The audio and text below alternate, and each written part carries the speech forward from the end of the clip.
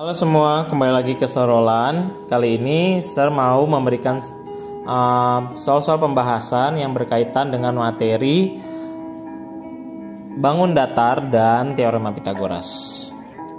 Sumber soal pembahasan yang saya pakai di sini adalah buku Akasia SMP tahun 2019-2020. Dan saya hanya membahas beberapa soal saja dari materi ini. Yang pertama adalah nomor 1. Perhatikan gambar berikut. Ya, ini nggak tahu gambar apa ya. Pertanyaannya, berapakah keliling bangun tersebut? Nah, kamu harus tahu konsep keliling itu artinya adalah bagian pinggir-pinggir bangunan tersebut. Nah, artinya kalau tanya keliling bangun ini ya kamu cari aja semua setiap sisi paling pinggirnya. Kamu cari berapa ditambah berapa sampai semua, ya. Hanya bagian pinggirnya saja. Nah, kalau kamu sudah dapat ditambahin, ya mudah, itulah kelilingnya. Cuma soal ini tidak semudah itu. Dari mana tidak semudah itu? Kalau kamu cek di soal ini, di sini ada dikasih tahu 32. Yang ini ada tandanya sama dengan ini, artinya sama-sama 9. Yang ini 11, ini juga 11. Yang ini 15, oke. Nah, di sini tantangannya. Di sini kita nggak tahu berapa, yang ini kita nggak tahu berapa, yang ini kita nggak tahu berapa, yang ini mungkin bisa lah, ini sama-sama 9 ya. Nah, disitulah yang membuat kita agak rumit mencari kelilingnya. Nah, kalau kalian pakai cara yang biasa, pastikan kan harus cari dulu ini, gimana dapatnya ini, terus kalian mikir kiri kanan. Dan itu pasti makan waktu. Nah, di sini saya akan kasih tahu cara mudahnya, ya. Saya akan coba gambar, nggak bagus-bagus banget. Yang penting gambarannya saja ya.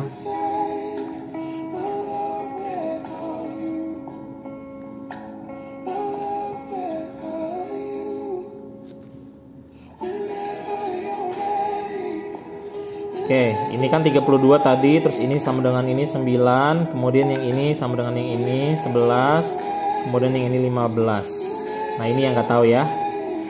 Oke. Nah, kelilingnya adalah, kalau sering ngerjain begini, gambarnya tuh boleh kamu cek mana yang udah. Kalau ini kan kita bisa tulis ya, kita serasir aja. Yang pertama ini gampang, 32. Kemudian, mana lagi? Nah, kalau kamu cek, ini ditambah garis horizontal ini, ditambah garis horizontal ini, kita faktornya sama yang garis horizontalnya aja ya. Artinya ini, ya, yang ini ditambah dengan yang ini, berarti panjangnya dari sini ke sini ya. Tambah dengan yang ini. Lihat. Jadi garis lurus ya. Berarti ini 9, ini 15, ini 9. Berarti totalnya berapa? 18 tambah 15, 33. Ya, kita udah dapat 33. Nah, yang udah kita arsir, artinya kita udah kerjain. Terus yang ini sama ya, 11 sama 11, ya udah 22. Mudah ya. Terus sisanya nih yang kita nggak tahu. Yang ini nanti tambahin, tinggal tambah 9. Ini berapa, ini berapa, ini berapa. Nah, gini caranya. Ini triknya. Lihat garis yang sama-sama vertikal. Yang ini sama yang ini ya. Kalau kamu susun garisnya, ini sama dengan garis lurus. Yang ini ditambah yang ini. Jadinya kan garis lurus dari atas ke bawah gitu ya. Nah, garisnya akan sama dengan garis yang di sini. 32. Berarti panjang ini ditambah panjang ini sama dengan yang ini ya.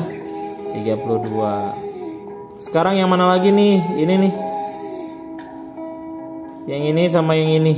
Kalau kamu cek juga, ini panjangnya sama dengan panjang garis lurus yang di atas ya. Nah, nggak usah kita cari satu-satu lagi, tambahin aja. Udah, tadi kita udah tambahin 33. Oke, kita tinggal selesaikan.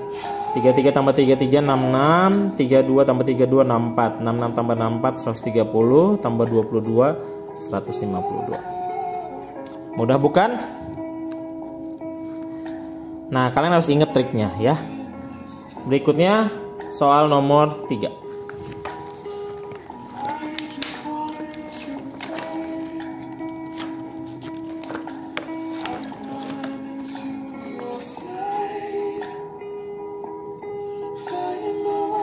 Yang ini ya.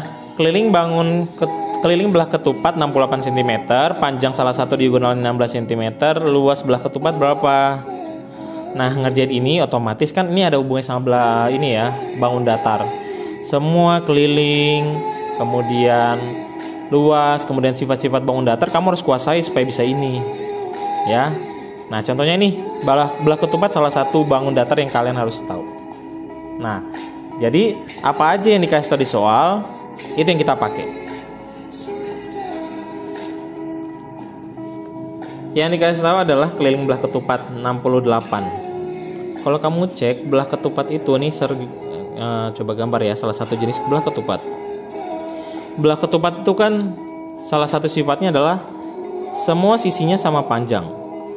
Kalau keliling itu berarti semua pinggir-pinggirnya yang ini nih dijumlahin 68. Tapi sisi yang di pinggir ini kan ada 4 dan 4-4-nya sama panjang. Ya udah, simpelnya gini aja. 68 kita bagi 4 aja. Nah, tujuannya kita bagi 4 apa?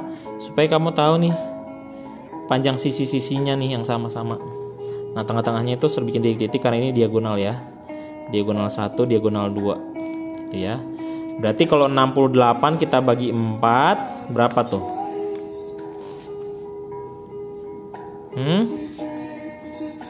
17. Berarti sisi-sisinya sama-sama 17 semua. 17 gitu kan?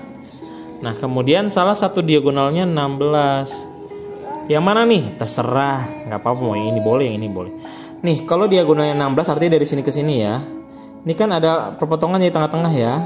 Ini artinya dibagi 2. Kalau dari sini ke sini 16, kemudian dibagi 2, jadinya berapa nih?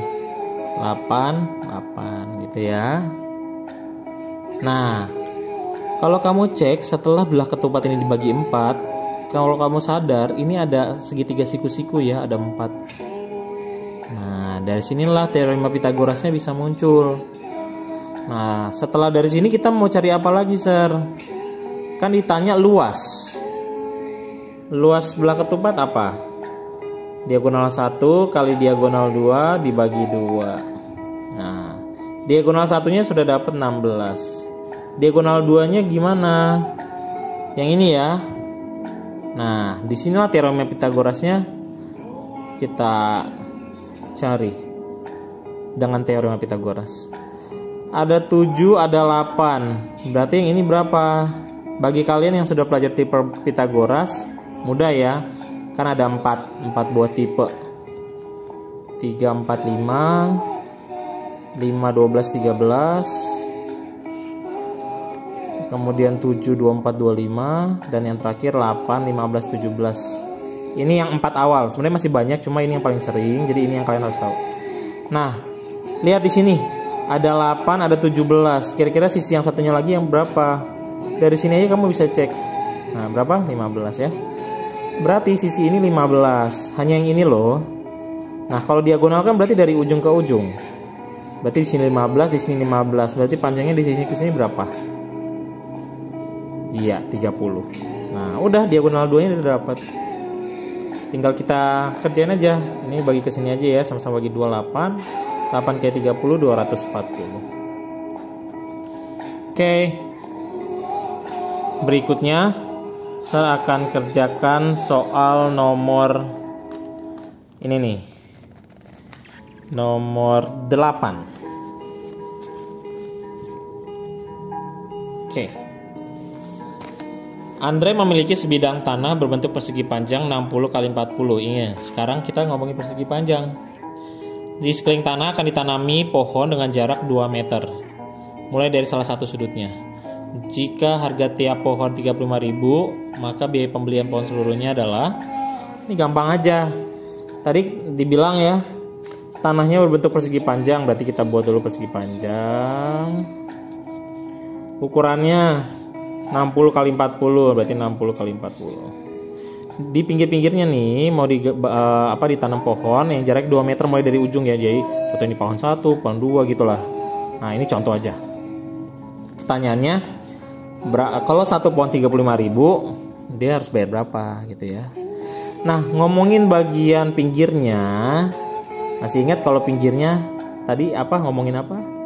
Iya, ngomongin keliling. Berarti ini ada hubungannya sama keliling persegi panjang. Kalau kamu nggak hafal keliling ya tambahin aja pinggir-pinggirnya. Itu simpelnya, ya. Oke. Nah, yuk kita cari dulu kelilingnya. Berarti kelilingnya nih, nggak usah pakai rumus deh. Kalau ini 60 kan ini 40, ini 40 berarti ini 40. 100 tambah 100 200. Kelilingnya 200. Nah, kalau di pinggirnya mau ditanam pohon yang jaraknya 2 meter. Terus berapa banyak pohon? Simpelnya gini aja. Berarti banyaknya pohon. Sangat simpel untuk mencari tahu. 200 bagi 2 saja. Hasilnya berapa? 100. Berarti dia membutuhkan 100 pohon. Per pohonnya 35.000. Berarti biayanya ya kaliin aja 35.000 kali 100. 3.500.000. Gitu ya. Selesai. Berikutnya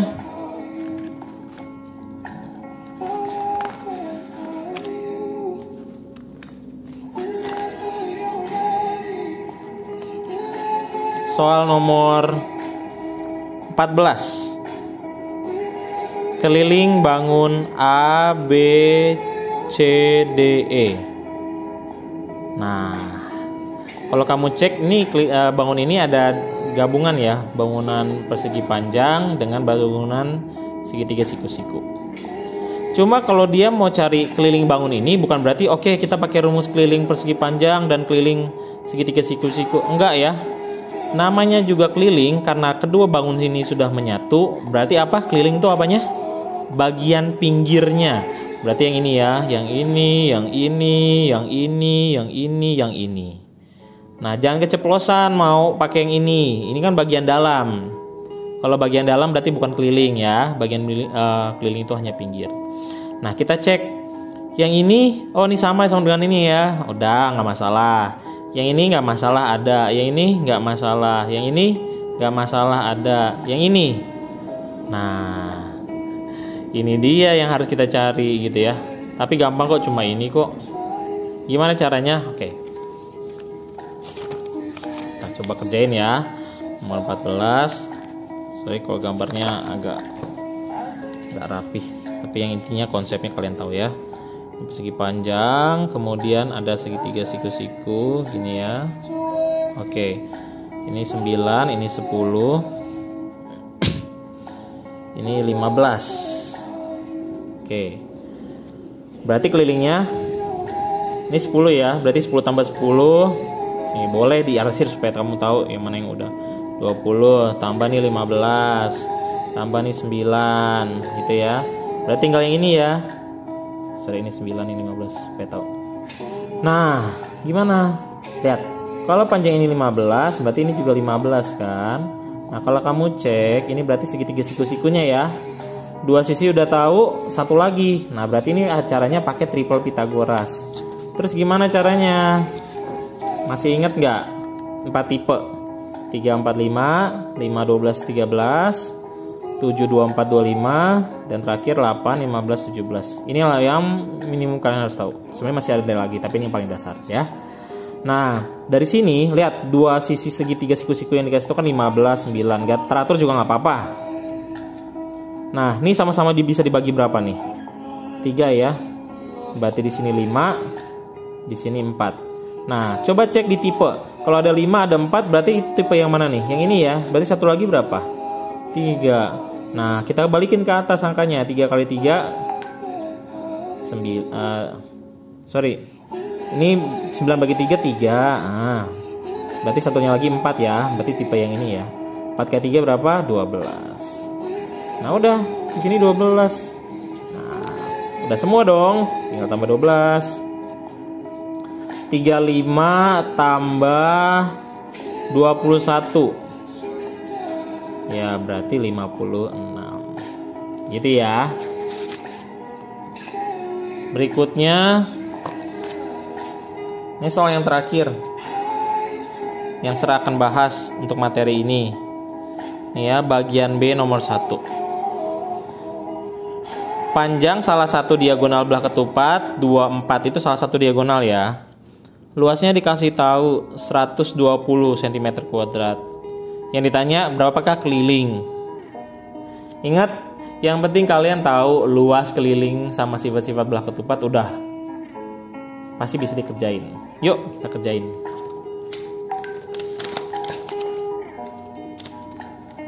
Part B number 1. Nah, terus ngerjain ini mulai dari mana? Ya, yang dimulai dari soal. Diagonal salah satunya 24, luasnya 120. Nah, kita mulai aja dari luas ya. 120. Apa luas belah ketupat? Tadi kita udah sempat singgung ya. D1 kali D2 bagi 2 sama dengan 120. Nah, ini kita masukin salah satu diagonalnya, kasih tahu kan 24. Ya udah. Berarti ini 24 kali D2 per 2 sama dengan 120. Nah, ini langsung aja ke sini nggak apa-apa. 12. Nah, 12 bisa menggali di sini ya. Ini kan persamaan, artinya kalau di sini bagi, ini juga bisa bagi gitu. Di sini 12, ini juga bisa bagi. Sisa D10. Berarti D2-nya atau diagonal keduanya adalah 10. Cuma yang ditanya apa? Keliling belah ketupat. Masih ingat belah ketupat itu semua sisinya sama panjang. Nah, gimana caranya? Sisinya nggak dikasih tahu kok, Sir. Nah, lihat, berarti sifat-sifatnya kamu harus kuasai ya. Contoh ini diagonal 1, 24 ya. Nah, berarti dia lebih panjang. Ini sini 24, kalau dibagi 2 berarti 12 ya. Oke. Kemudian diagonal yang kedua itu 10. Di sini ke sini 10, berarti kita bagi 2 berarti 5. Kenapa kita bagi 2? Supaya kita bisa fokus ke salah satu segitiga siku-sikunya ya. Ini ada 5, ada 12. Kira-kira sisi ini berapa? Ingat aja teorema Pythagoras. 5, 12, berarti satu lagi berapa? 13. Nah, berarti sisinya 13. Nah, 13 semua. Sama, 13-nya ada 4. Ya udah 4 kali 13 atau enggak 13 tambah 13 sama 13 tambah 13 sama aja. Berarti berapa? 52. Gitu. Jadi mudah ya.